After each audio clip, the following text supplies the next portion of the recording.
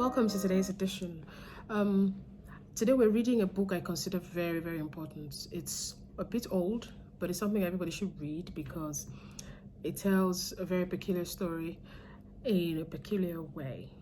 So, ta-da! We're reading The Red Tent by Anita Diamant. This book was published in 1997, and honestly, if it hadn't been for the movie adaptation, I think it's on Netflix. Most of us wouldn't have known about this book, but it's really wonderful. Now, it's because the story of this book is a story that some people know all too well, but in such a way that it's not as broad as it becomes in this book. Now, it's a story of Dinah, who, of course, is Jacob's only daughter. And in the Bible, she's abducted and raped by Shechem, the son of Hamor, who is a Hivite king. And it's really a story of pain and grief and shame. And we feel so bad for what has happened to her, up until the point where this Hivite man falls in love with this woman that he had just raped, abducted and everything. And then he comes to Jacob and he says, I want to marry her. And so Jacob's sons are now angered by the fact that this person wants to marry their sister after what they'd done to her. And so they deceive the Hivite men by telling them, if you want to be a part of our tribe, welcome in our family, you have to undergo circumcision. It's something that we've all done. You know that circumcision is something you do when you're a child. But now, the men of Jacob's house put these men through this horrifying pain. And when they're all trying to recover, all the men in the village lying there from the eldest to the youngest, these men, led by Judah, the son of Jacob, storm them at night and kill everybody, including Shechem, the one who has done this horrible thing, as a payback. You know, it's sort of fighting for God's situation. And they kill them and avenge their sister's pride. And that's the last we hear about Dinah. And I'm thinking, well, nobody's going to be interested in her story because truthfully, most of the stories in the Bible are told from the perspective of men. Now, the reason why I love this book is how this author has broadened the story of Dinah. It's a historical novel, but it's not historically accurate. It doesn't pretend to be. So, Anita Diamant is not interested in the historical accuracy of the story. She only wants to broaden the story, bring Dinah's story to the limelight, make her an important character instead of, you know, a character who is in the footnotes of the Bible. And this is the interesting part.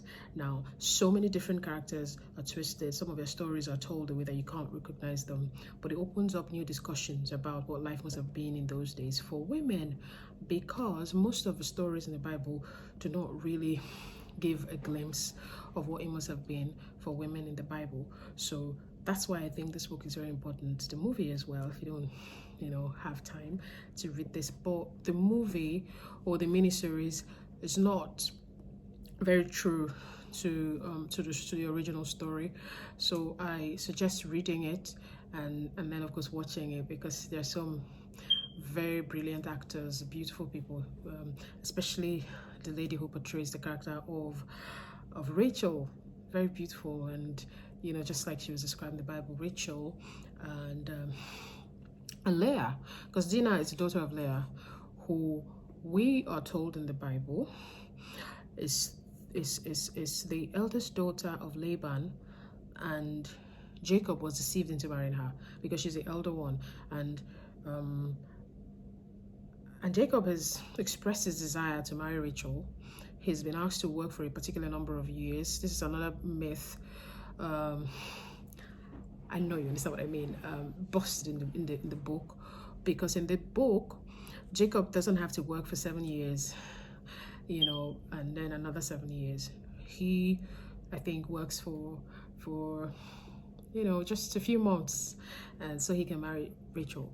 And then when the time comes to marry Rachel, he's deceiving to marry Leah. But that's not how the story is told here. In this book, the story goes that Rachel is a young girl. She's afraid of what might happen. She just develops cold feet and decides not to go on the day of the wedding. And so she begs her elder sister to please, please, please save me, pretend to be me. And so she pretends to be her. And although Jacob finds out, I think he knew from here, and then he finds out, and they're like, oh well, no problem. He just goes ahead and marries her, and then works for another number of months and marries Rachel.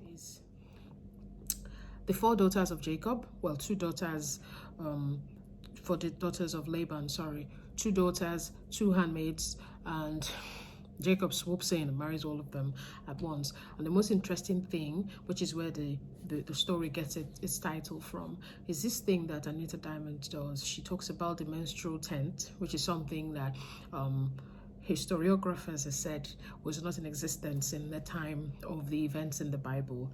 Remember, the book is not being historically or biblically accurate.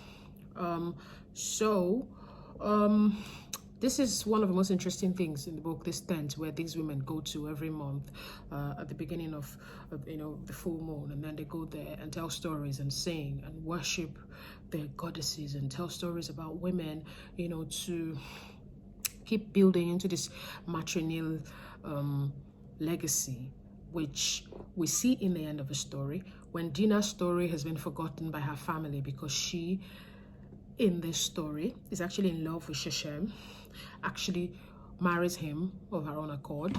He offers a bride price, a fitting bride price for a princess to Jacob, and he refuses because the marriage does not take place according to his beliefs, according to the beliefs of his fathers.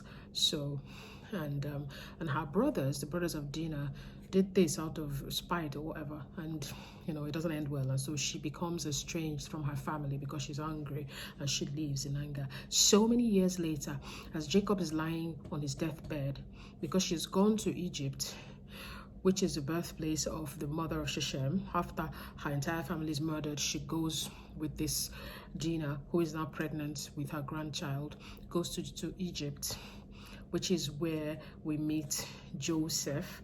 And because Dinah is a midwife and she's now working in Egypt, she meets her brother, who is now a servant of a king, a nobleman in Egypt.